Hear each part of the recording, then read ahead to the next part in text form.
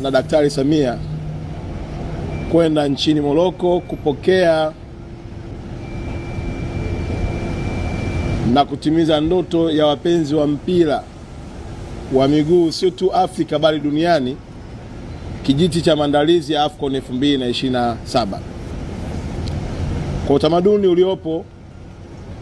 nchi inayoandaa mashindano yanayofuata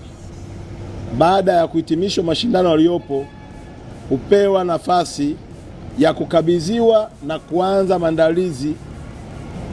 ya mchuano wa 2027 AFCON, kama ambavyo Watanzania wengi mnafahamu. Mheshimiwa Daktari Samia amedhamiria kwa dhati na kwa nguvu zake zote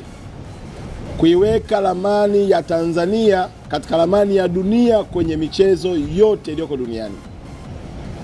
Maelekezo yake, mimi pamoja na katibu mkuu na ujumbe tulioambatana nao, wengine tayari wameshaingia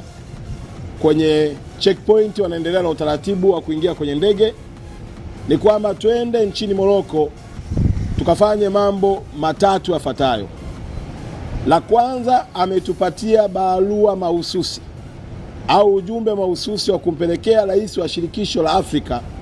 la mpira wetu, ndugu yetu Msepe. Ujumbe huo mzito ambao Daktari Samia anampatia rais wa CAF kutokana na kazi nzuri ambayo shirikisho hili lilitambua aliyoifanya Daktari Samia ya kuwekeza katika michezo na kufika hatua ya kumpa tuzo kama rais bora aliyefanya kazi nzuri ya kuinua spoti ndani ya nchi yetu ya Tanzania kwa hela nyingi za hamasa, lakini pia kwa kujenga miundombinu. Kazi ya pili ambayo Daktari Samia ametuma,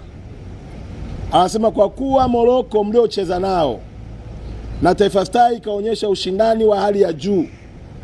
basi katazameni na kujifunza mbinu zote walizonazo